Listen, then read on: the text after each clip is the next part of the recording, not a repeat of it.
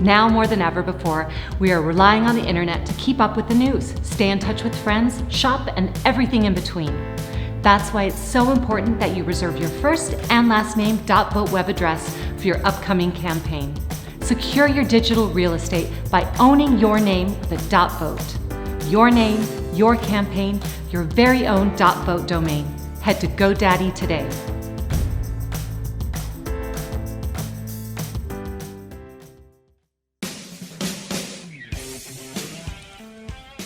Welcome to Breaking Battlegrounds with your host, Chuck Warren. I'm Sam Stone. As always, fantastic lineup of guests for today, Chuck. First up, Mark Krikorian. Mark is the executive director of the Center for Immigration Studies and a nationally recognized expert on immigration issues. Mark, you've been leading the charge to bring awareness to this problem, this unbelievable problem that continues to get worse and worse, and it's about to explode. Can you start by telling folks out there what is Title 42, and then what is it going to mean?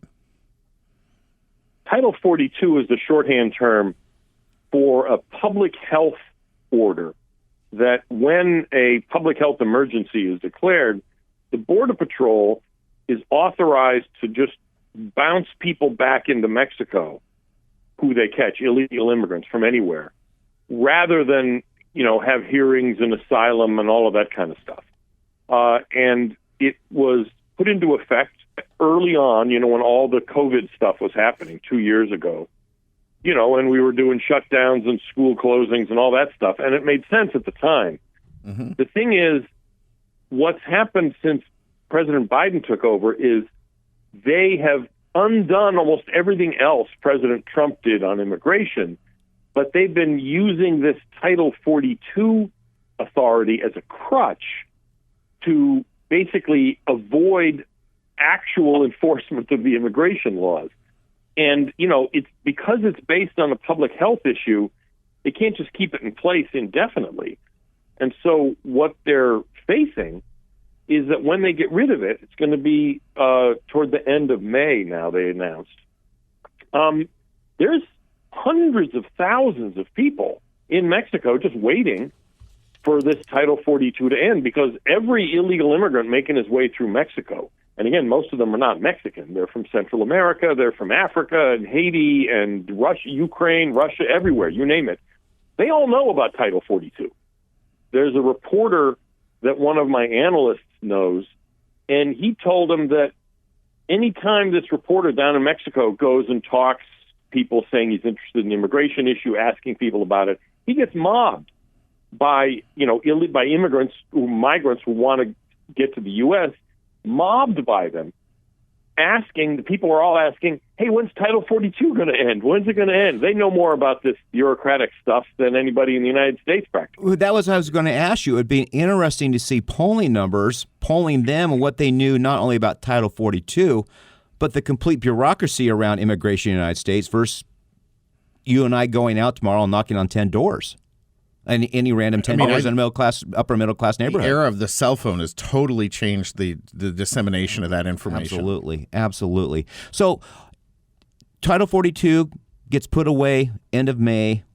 What does this mean for illegal immigration coming to the United States that's now broken all records? What do we expect to see from this? We're going to see a huge increase. In fact, even the Department of Homeland Security has said there's going to be a big increase. They're actually preparing for an increase of up to triple what they've been facing up to now in illegal immigration. And what's that number? What's that number? It's 18. They're preparing for up to 18,000 illegal alien arrests a day on the border. And Obama's own Homeland Security Secretary, Jay Johnson, said that anything that gets above 1,000 a day starts to overwhelm the system. Think of the crowd. 1,000 a day overwhelms the system. We're talking about potentially 18,000 a day. We're now getting 6,000-7,000 a day. It's been going up over the past few months. So our radio show here is in Florida and Arizona. What could governors do? Can they sue? Can they have the AG sue and try to stop this? Yeah, potentially. Arizona could. I'm not sure if Florida would have standing. Potentially it would, but Arizona has sued on some immigration matters. Texas obviously has sued.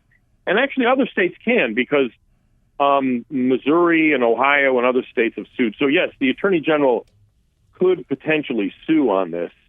And I think it's almost certain that somebody is going to sue, because it's got 60 days or so before it goes into effect. And I think the odds are pretty good that it may at least be delayed by a judge, but who knows? Because remember, this is a temporary authority. It's in the law, but it has to be based on public health concerns. And frankly, what Congress needs to do is allow Border Patrol to do this, even if it's not for public health concerns. And right now, they can't do it. If you get across the border and you utter the magic words of asylum that American activists and the smugglers, either working together or separately, coach these people on what to say, they can't just bounce you back anymore. You're put into this pipeline for asylum, and even though law says you're supposed to be detained, almost all of them are just let go in the United States. Hey, Mark, for folks who are listening to this weekend, if you're watching the Final Four, you're talking about that entire stadium being us trying to detain that entire stadium worth of people every single day. Fox News, yep. Hillary Vaughn today reporting DHS expects 500,000 migrants within 6 weeks. That may be an underestimate. And what you were just talking about, the people claim asylum, if they ever show up to their court hearings, which they mostly don't, the vast majority do not qualify, right? I mean, these are not folks who are legitimately coming here under our law. But there's a spin there. You're right that as it is now, the large majority of people who go through the asylum process don't qualify. Very few, if any of them, are actually made to leave even after they get rejected, which is a big problem. In other words, even if they come to their hearings, it doesn't really matter if at the end of the process nobody makes them go home. But it's even worse than that, because the Biden administration has issued a new rule that will go into effect about the same time as this Title 42 thing ends, to expand and make it effectively a rubber stamp to give asylum to these illegal immigrants who are trying to game the system. So that I think the administration's plan for dealing with this surge of people is not to stop it. It's to launder it. It's to relabel all of these illegal immigrants as quickly as possible on the spot. They won't be able to do it the same day, but it'll be quick. Relabel them as having asylum, and at which point they're on a path to citizenship. They can get, actually, they're better than having a green card because you can get welfare. And then their response is going to be, what's your problem? There's no illegal aliens here. They're all legal. Which is why you're seeing a big push now to allow non-citizens votes in New York and other Northeastern and San Francisco for it, allow them to vote in local elections. Yeah, I mean, that push has been going around for a while. It's interesting. A few years ago, I don't remember exactly, it may have been 10, 12 years ago, there was a similar push in New York City to allow non-citizen voting, and the state legislature, I think, has to approve that. It's only in local elections. You can't vote for congressman or what have you. And back then, and again, this isn't that long ago, the New York Times said, oh, this is a terrible idea. Only citizens should be able to vote. Who thought this was a good idea? It really shows how much things have changed, how quickly in the past few years. Well, and there will be some of our audience saying, okay, well, they're not voting for president or state or Congress, right, or governor. But yeah. As we know, as we have this, as COVID has put a spotlight on schools, right? And as we're all learning and waking up to, school boards really run schools. Sure. So being able to go and dominate those school boards comes with a lot of other type of things that the progressive movement wants to push. And Sam and I aren't big conspiracy people, but it's pretty easy to see. You don't have to be a conspiracy theorist to see that there is a plan here, and it's step by step. And the one thing I've noticed about progressives is they are much more patient on their plans Yes. than conservatives. We sort of chase we're like a cat with the laser pointer. We just sort of jump around. But they've got people that just say, this is what I'm focusing on, and we're going to do this, and it doesn't matter if it takes 10 or 20 years.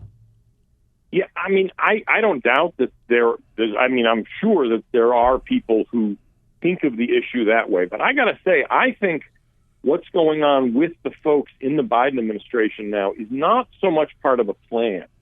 It's not that, they cooked this thing up with George Soros in his Bond villain lair somewhere in the mountains. This is they're doing this out of principle. In other words, they don't believe that the American people have the right to keep anybody out of their country. I mean, that's what it amounts to. They see limits on immigration.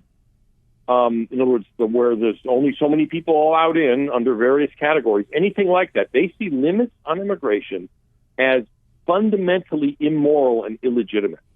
And so when you tell them, well, that's the law, they see it as a kind of like Jim Crow or something. In other words, they see themselves as civil rights crusaders in trying to subvert immigration law, which they consider wrong, evil.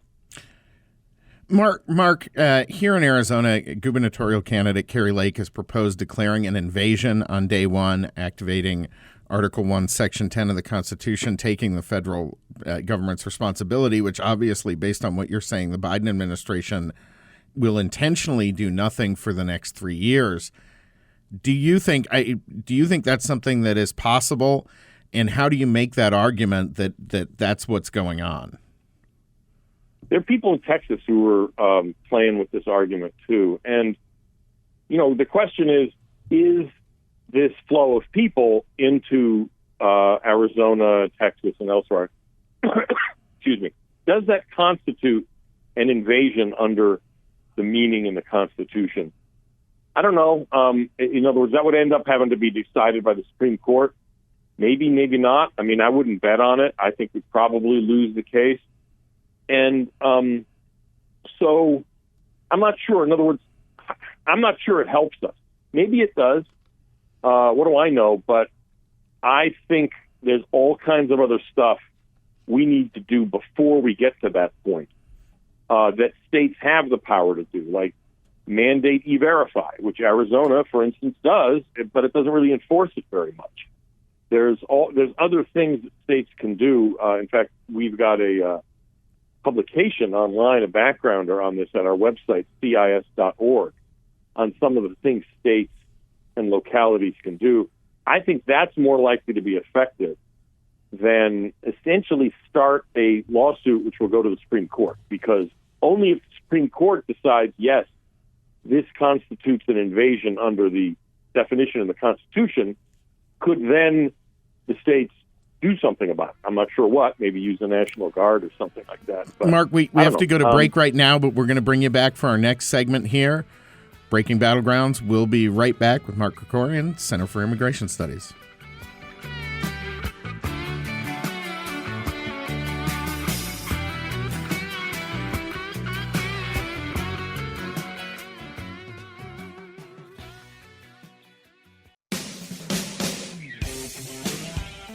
Welcome back to Breaking Battlegrounds with your hosts Chuck Warren and Sam Stone. On the line with us today, Mark Krikorian from the Center for Immigration Studies. Mark has been one of the leading voices for a very long time dealing with the problem of illegal immigration. Mark, when we went to break, we were talking about things states could do to try to stem this tide that the Biden administration, as you said, has no intention of stopping. In fact, appears to be encouraging at every turn. What are some of those things, and how can citizens work to get those moved forward? Yeah, I mean, there are some things. I had said, for instance, the state could mandate use of E-Verify, which is an online system to make sure when people hire employees and they take their Social Security and IRS information, that they just verify online, are these people authorized to work in the United States? Arizona has a requirement like that. I think enforcement of it is kind of slacked off some. Texas is doing some things. They're actually arresting illegal aliens for trespassing. They get permission from landowners, or if they're on state land, illegal immigrant comes across the river, They arrest them. The problem is, even if the local prosecutor, the district attorney, prosecutes them for trespassing, okay, you know, you have them for 30 days in the county jail. And then what do you do with them? You got to let them go because you can't deport them. Especially if they're from Mexico, maybe you could push them over the bridge. But if they're not from Mexico, what are you going to do? You end up having to let them go anyway. Ultimately, the root cause of the border crisis is in the Oval Office. And until that changes, states can do some things. Congress, even when the Republicans take over next year, can do some things. But there's a limit to it. It's got to be a different administration who's really going to be able to change things. So, Mark, if Title 42 is thrown away, where do these 500,000 people go once we've had their quick little hearings? Where do they go? Where do we send them, and who pays for it? Well, I mean, they're going. We already have a border crisis now. This is just going to make it even worse. So they're going the same places that people go now, all over. Wherever there's immigrants, most of them are going because to go to places where they have relatives. So literally everywhere. I mean, all the big cities, they're going to Florida, they're going to Arizona, they're going to Texas and Chicago and New York and California, everywhere. As far as how they get there, that's kind of interesting because the so-called unaccompanied minors, people who claim to be under 18, and we don't do like x-rays of their hands, we kind of take their word for it. So a lot of them aren't even under 18. But the ones who were supposedly unaccompanied minors, they're also not unaccompanied, they all came up with smugglers. They are transported ultimately to their what's called sponsors, which means their illegal immigrant relatives in the United States who paid smugglers to smuggle them up to the border in the first place. The U.S. government, which is to say you and me, pay to transport those people. You know those flights they were talking about? Yes. In the papers a little while ago, there was middle of the night, they were flying people. Those are all that's all U.S. taxpayer money, because those were the so-called unaccompanied minors. The ones who were adults, who brought kids with them, they generally speaking, they're paying their own way, or some nonprofit group or their family members are wiring money, buying a bus ticket, that kind of thing. I've been to the bus station, for instance, in McAllen, Texas, way down in South Texas, and where the Border Patrol drops people off, and they kind of facilitate connecting the relatives, wherever they are, D.C., California, Florida, whatever, connect them with the bus station or the bus company, Greyhound or whatever it is, and wire the money and buy the ticket that way. So it's kind of a mix of, but the fact is some of it, taxpayers really do pay for a good share of that transportation. Amazing. Mark, when we're all kids growing up, some of us want to be baseball players, some of us want to be firemen. How did you get involved with this? How did you develop a passion to become an expert in immigration policy? I kind of dumbed into it. I think most people kind of dumb into most things they end up doing for the rest of their lives. I got a master's degree in international relations. I was a student in back then the old Soviet Union in the 80s. I'm Armenian, and it was in Soviet Armenia. It was free, so I studied there for a while. Came back. I wanted to enlist, but I can only see out of one eye. So it's like, well, I said, give me a desk job. They're like, no, it doesn't. You can't do that. CIA turned me down. So, which is probably just as well, seeing what the intelligence community has turned into over the past few years. And so basically this is the way I serve my country. I grew up speaking Armenian. I mean, I didn't speak English until I went to kindergarten. And I didn't even know there were old people who spoke without an accent until I was in high school. So I've grown up in kind of an immigrant surroundings, even though I was born here and my parents were born here. So it's been something I've been familiar with my whole life. And I don't know. This is my alternative to doing 3 years in the Navy. Oh, well, thank you for your work. Yeah, absolutely. You've written a number of books, and I wanted to get one thing, because Chuck and I talk about immigration here quite a bit, obviously being a show based in Florida and Arizona. You have made the case against both legal and illegal immigration. Tell listeners what the case is against illegal immigration, because I'm curious, too, as to what the basis of that is. You mean legal immigration? Legal, yes. Yeah. Well, the point of my book is called The New Case Against Immigration, both Legal and Illegal. It's from now a number of years ago.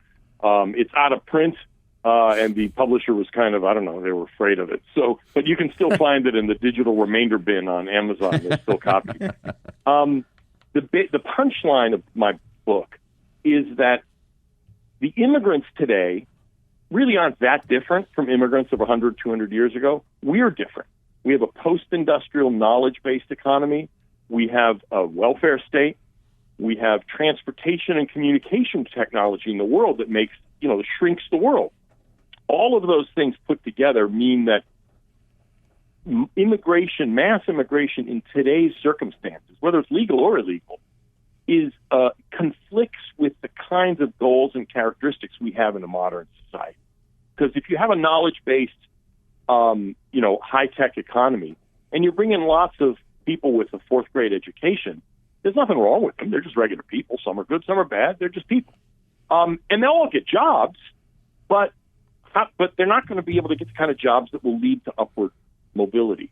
Well, and it limits the wage growth for U.S. citizens. I think people don't understand. One of the things that happened during the Trump era was that the bottom quintile of U.S. earners really started to shoot up, and I thought a lot of that had to do with limiting the competition from legal immigration, from illegal immigration. Especially in the minority communities. Yeah. Yeah, and it was like the first time in, 40 years that the people at the bottom of the economic ladder actually saw real wage gains. Their wages have been falling for, probably half, maybe most of my lifetime. Mm-hmm. And that turned around when Trump, through various means, reduced immigration. Illegal immigration fell, but also legal immigration fell. Congress didn't change the rules, but fewer people did come, and that made a huge difference to people, especially who were lower earners. Mark, we have just about 45 seconds left, but before you go, tell folks how they can follow your work and how they can stay up to date with what you're doing and talking about. The Center for Immigration Studies is online at CIS.org. We have a podcast. If people are interested in that, it's called Parsing Immigration Policy. It's in all the usual places, weekly podcast. And if you have a taste for snark and sarcasm, I'm on Twitter at Mark S, as in Stephen, Mark S. Krikorian. Fantastic. Mark, thank you so much for joining us today. Really appreciate having you on. We'd love to have you come join us again sometime. Breaking Battlegrounds. We'll be right back.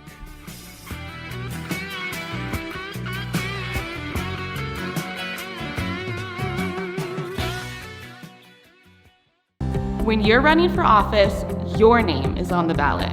So why not have your website be your name? If your name is John Smith, you need a .vote web address that says www.johnsmith.vote.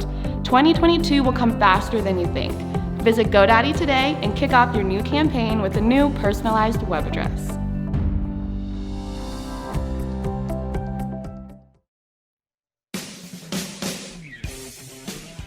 Welcome back to Breaking Battlegrounds. I'm your host, Chuck Warren, with my co-host, Sam Stone. Today we have a fan favorite back with us, Alex Swoyer. She is an attorney and a legal analyst for the Washington Times, and apropos that she's with us now with the Supreme Court hearings going on.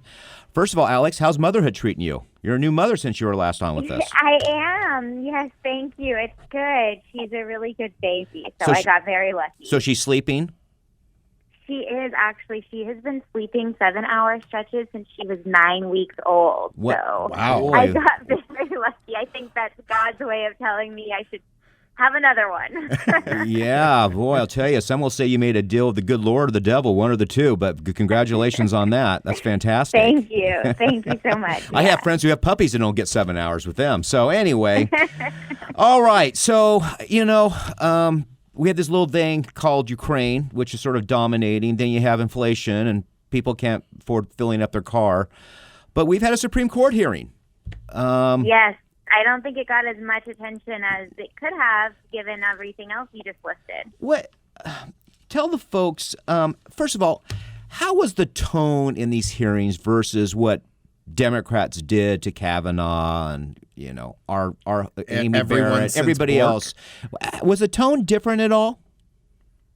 Yeah, it was very different. Well, one, you mentioned I just had a baby, so I covered remotely, but I was in the hearing room for Justice Barrett's confirmation hearing, Justice Gorsuch and Justice Kavanaugh.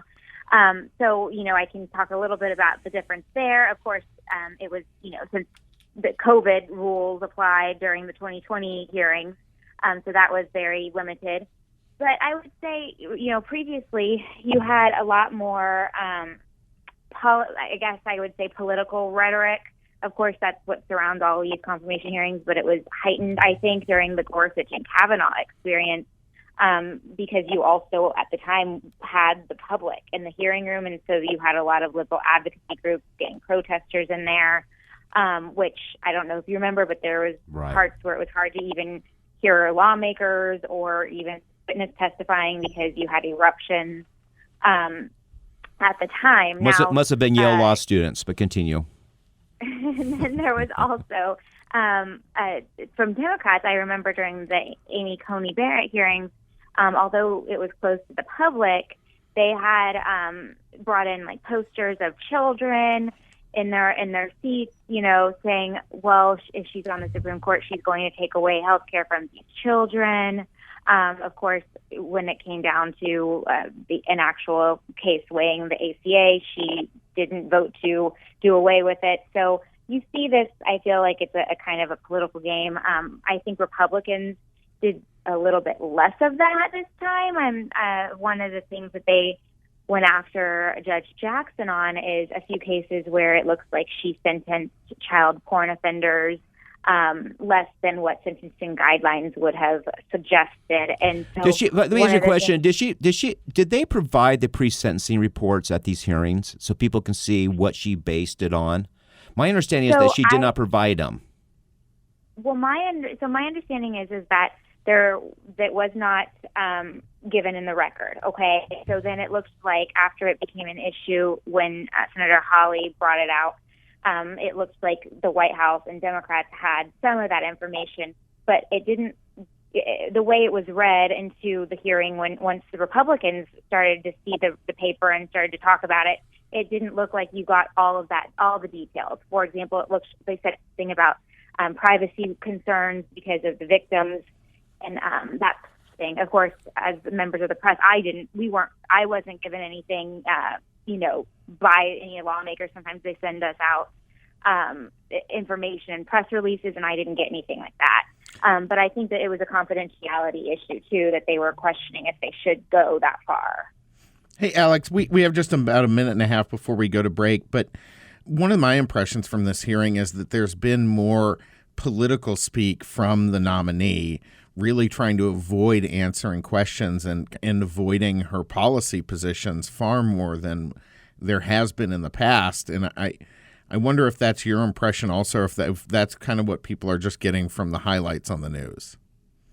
Well, I kind of think that a lot of the controversial issues, you usually hear nominees say, well, there could be cases like that are moving through the courts. I can't weigh in on it, which I was surprised, to be honest with you, that she didn't use that with the question about what is a woman, right? When she said, I can't answer that. I'm not a biologist. I thought that would have been an appropriate answer to say, there's cases right now, whether it's transgender sport in women's sports, that sort of thing, about not being able to weigh in on that. The fact that she mentioned the biology aspect makes me wonder if she doesn't think there is an element of biology there.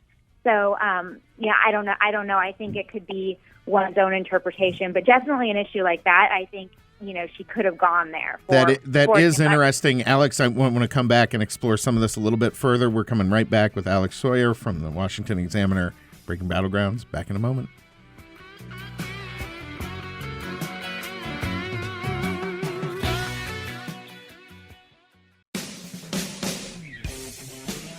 Welcome back to Breaking Battlegrounds with your hosts Chuck Warren and Sam Stone. On the line with us, Alex Swoyer. She's a returning guest to Breaking Battlegrounds, attorney and legal analyst for the Washington Times. Washington Times. I got to start getting this stuff right. But putting my foot in my mouth is one of my great skills. So, just continuing the tradition here.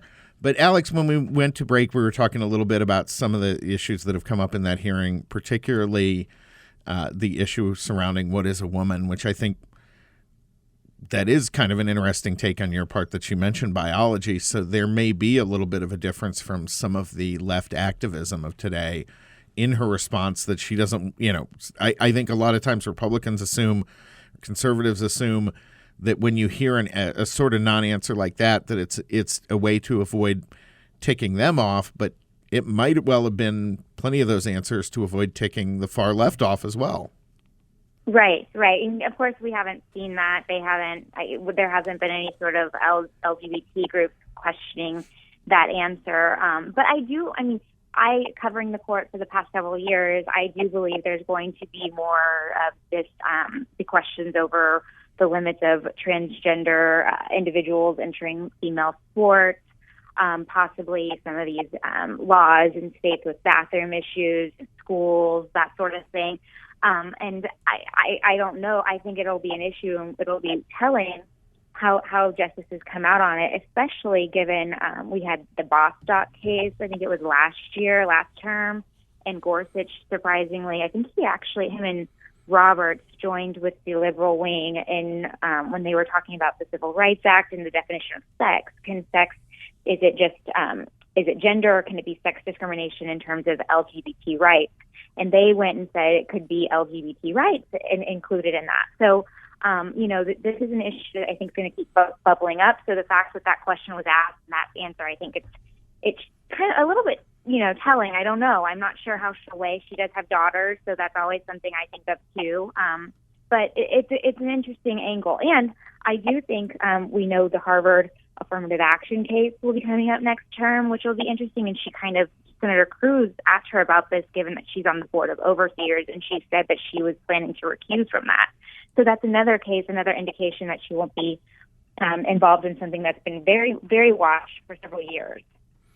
Let's shift gears. There's a brouhaha about Clarence Thomas' wife, Jeannie Thomas, and about the text she sent to Mark Meadows. Do you think this is going to be dragged out and they're going to make a serious effort to impeach Clarence Thomas? I'm not sure how far they'll go with this. I would think it's possible that there would need to be more that comes out that gets someone like Senator Schumer to go that far. Right now, it looks like Senator Warren, along with about 23 other Democratic lawmakers, I saw a letter this week that they had written to the Supreme Court, to Chief Justice Roberts and Justice Thomas, asking for an explanation of him sitting on these cases related to the 2020 election, or reviewing those appeals, also the January, and wanted Chief Justice to come out with some sort of code of ethics for the Supreme Court to follow. I don't know if they'll go as far to impeach him, but one of the interesting interviews I did this week was with a law professor, Josh Blackman, out from South Texas College of Law, and he made a good point about, they're asking Justice Thomas to recuse from hypothetical cases, right? Like, there is nothing right now involving his wife or the election pending before the Supreme Court. So the difference, of course, is when you actually have, when I mentioned the affirmative action case and the conflict of interest with Judge Jackson serving on the Board of Overseers, like, that is a pending case. There is an obvious conflict there. But when we're pushing for something hypothetical, it seems too remote. That's a great point. A great point. Absolutely. Alex, one of the things I think it's probably a moot point now, because I think Susan Collins has come out and said she would support the nomination. But can the vice president break a tie in this situation? I've actually seen different legal interpretations. If it came to a 50-50 vote, would the vice president be able to cast that vote? That's a good question. I guess it would probably be posed to the parliamentarian, but I would think that, at least my experience covering the Senate, given that it wasn't just currently Kamala Harris being potentially the tie-breaking vote, increasingly that way, it was also Vice President Mike Pence had to come in several times. So I'm not sure to be exact, but I do think that it's a possibility that she could. Of course, that would be that they would probably have to look towards the record and history to see if there's ground to do that out. But I don't know, because if you remember, it was to the 60-vote threshold, like legislation was, up until Justice Gorsuch's confirmation. The Republicans did away with that because of the political backlash. Democrats weren't going to support him because of their view that the Republicans didn't move forward with Merrick Garland. It was a stolen nomination, that sort of thing. So because it was subject to the same threshold as legislation, I guess you could make the argument that just as she would be able to break a tie on some sort of legislative matter, she should here too. I'm not sure. I think it would be interesting to hear the arguments either way. We're with Alex Swoyer, and she is an attorney, and she is an analyst for the Washington Times. Alex, what is the buzz about supposedly the missing 7.5 hours of Donald Trump on January 6th? There's no recordings. Do you see this blowing up to be more? Do they try to make this a Watergate type thing? What are your thoughts on it? I don't know. I actually saw. I've seen a little bit of that yesterday, and then I saw one report. I haven't read it in depth, but that some people have said it's not unusual for there to be, I guess, spaces in different records in terms of call logs. It's something I haven't really looked into. I need to do more research, but it makes me wonder. It's not that they are going to impeach him again. But well, I guess we'll see. The one thing I will say is there's a lot of questions about what went on with January 6th, and I keep thinking of some of these the impeachment proceedings that covered both of them with Donald Trump. But we talked about a quote. You mentioned Ukraine in the news, and I've seen so many reports now about Hunter Biden's laptop and connections to Hunter Biden. It looks like the main they finally joined in and digging into that. And so I'm wondering, the focus that the Democrats have been giving Trump and any sort of quid pro quo, if we're going to see the same being given to the Biden family, especially in light of what's going on with Ukraine. You would think that there might be some interest there, but so far, not the case. Alex, how much, I think people, as Chuck mentioned when we began the interview here, Ukraine, inflation, all these other things that are going on right now. But in terms of the next 30, 40, 50 years, the nomination of a Supreme Court justice might well end up being a far more significant event for the average American than either of those things, which are, obviously we hope temporary and will resolve in the near future. How much are folks missing out on really paying attention to this, because it will matter? Yeah, I think that you just hit on a big element that I think goes unnoticed, and that was one of the things that Mitch McConnell, in his working with former President Trump, should get a lot of credit for conservatives, and that was the number of judicial appointments that President Trump had, being able to split some of the circuits with having more GOP appointees than Democratic appointees, being able to have 3 Supreme Court justices.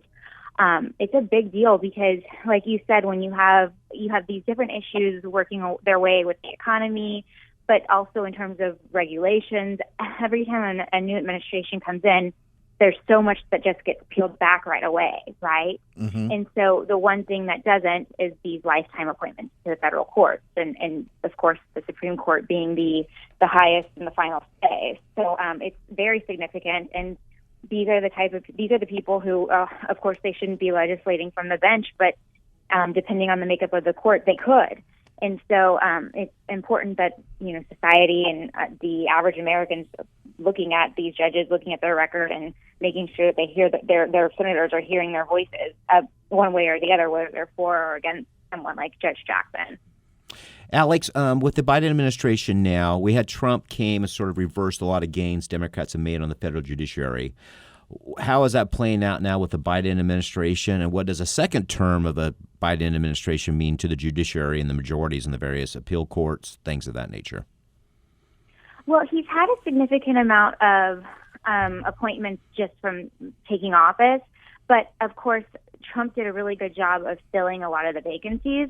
So when we're talking about sheer numbers, he still has a long way to go before he's catching up with something like what President Trump has done. In terms of a future administration, I would have to look and see the number of judges on those appellate courts that are going to take senior status or retire, that sort of thing. And sometimes we don't really find out until, an announcement is made. it's hard to say how much more Biden could do to, I guess, chip away at Trump's gains, but we'll see. He did, as soon as he got into office, we had a slate of judicial nominees released. I think it was within the first few weeks. So it was something that they were thinking about, and maybe the Democrats have taken notice of how prepared the conservatives were when Trump took office, that they're trying their hardest to counter that. Of course, you also have the progressive wing doing things like calling for hacking of the Supreme Court, which I think gets a lot more notice than them actually getting some of these lower court spots taken, and filled. Right. Tell us more about Clarence Thomas' illness. What do you know about it? How serious was it? What was it? What happened? The court has been really quiet about it. We got a notification, the press did, that he had been hospitalized over the weekend, so it was clear that there was something going on, and then they finally updated the press.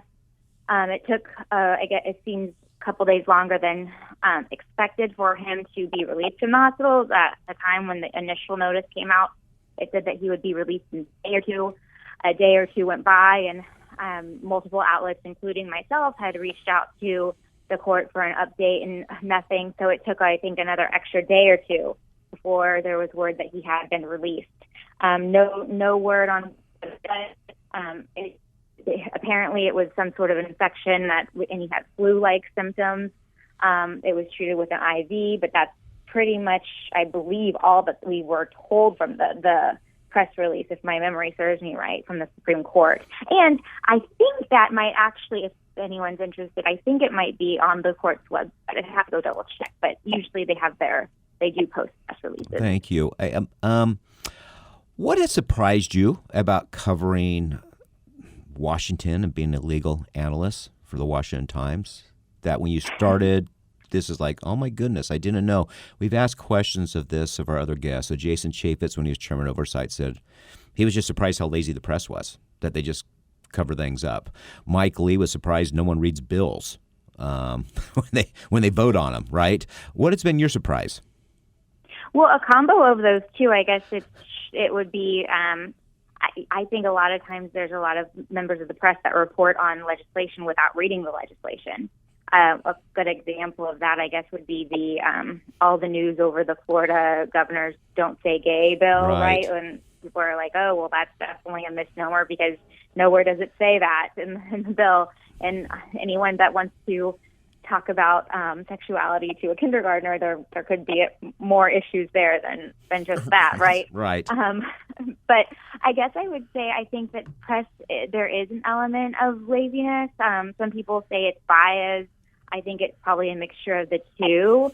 And with that said, so that's, a combination of that. The press isn't reading these bills before they're writing their detailed reports. I think a lot too many go off of press releases from law, that it could be a Democratic senator's office that they're writing off of. Alex, or a Republican. Before we end up the interview here in about 1 minute, how much has that gotten worse since COVID, where reporters are really kind of just reporting Twitter?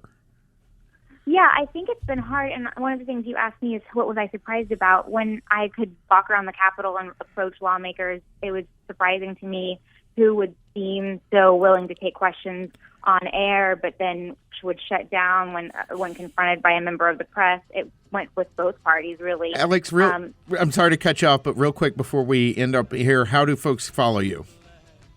They can follow me on Twitter at Swoyer, Swoyer. Perfect. Breaking Battlegrounds will be back next week. Thank you, Alex.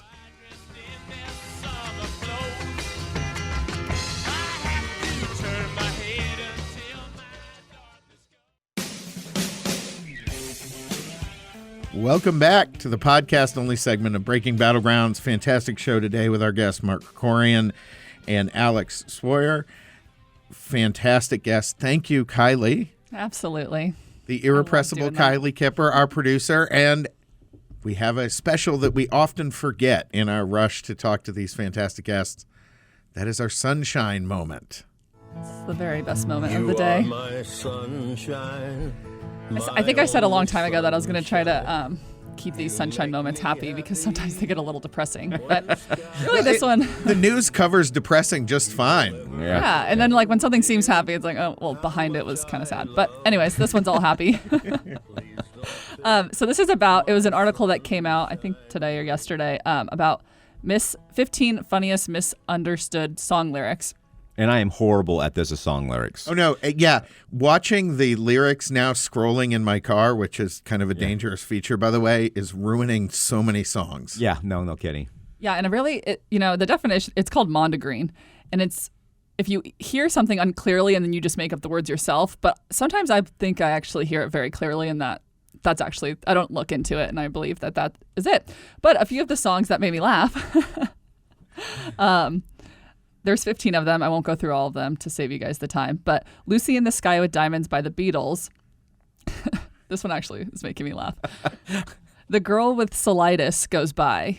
But the real line is, that's what people think it is. The real line is the girl with kaleidoscope eyes. And colitis is like IBS, like an irritable bowel syndrome. So I don't know how people came up with that one.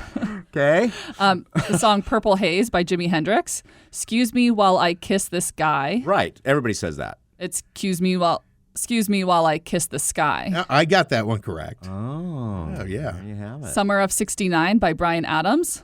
Oh. Oh, we're off the radio now. Okay, we're good. I got my first real sex dream. The correct line is actually, I got my first real six string.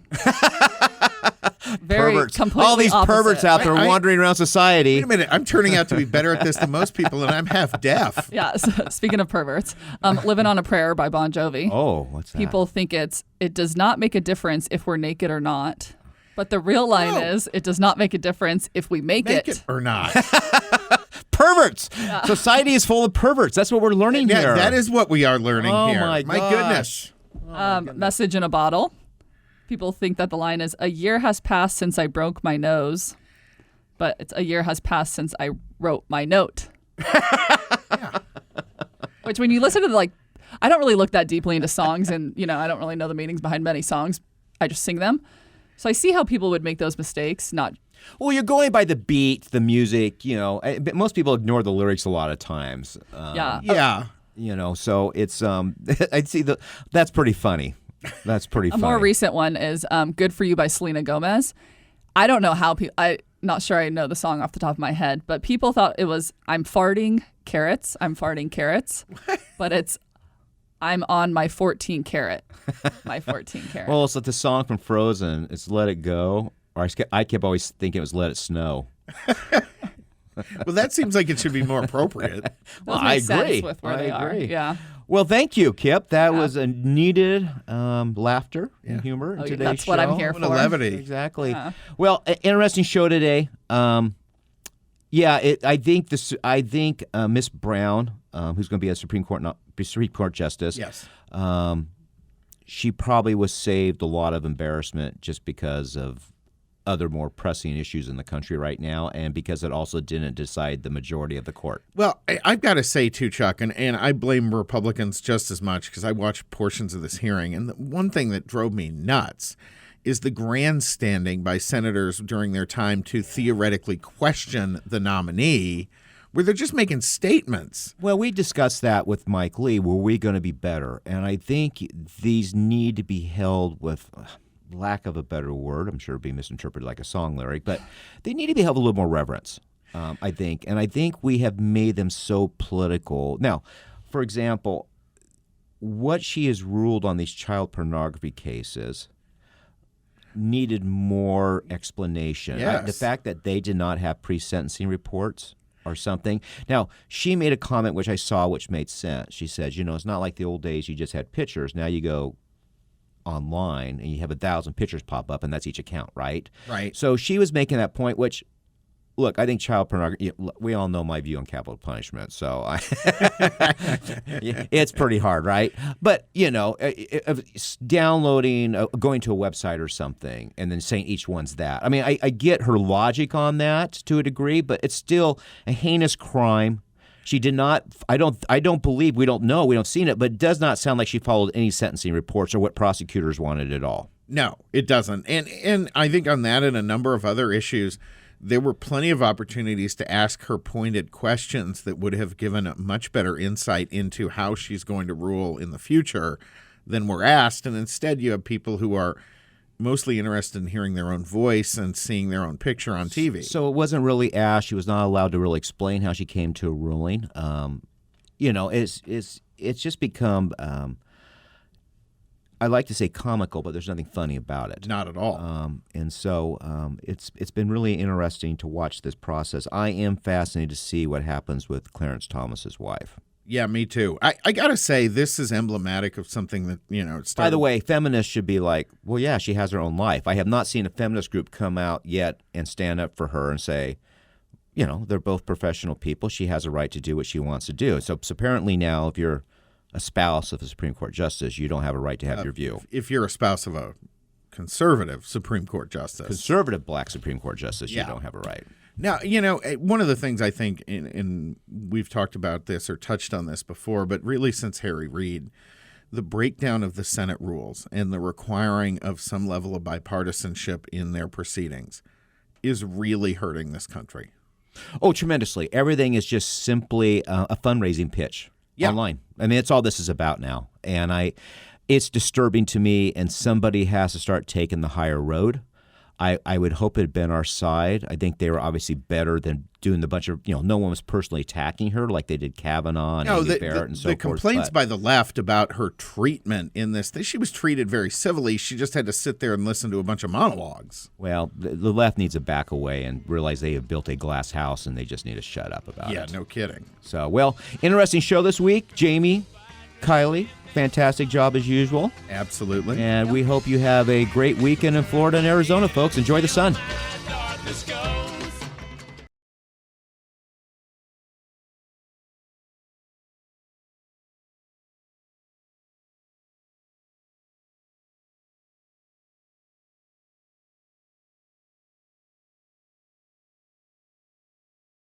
Running for office? You need a campaign website. Introducing the web address of the democratic process, .vote. So how do you purchase your .vote website? Visit www.yourname.vote. Type your website name, example www.johnsmith.vote. It's available. Add your web address to your cart and check out. Once checked out and have received confirmation, you may begin to create and utilize your website to connect and engage voters. To learn more, visit get.vote. Happy campaigning!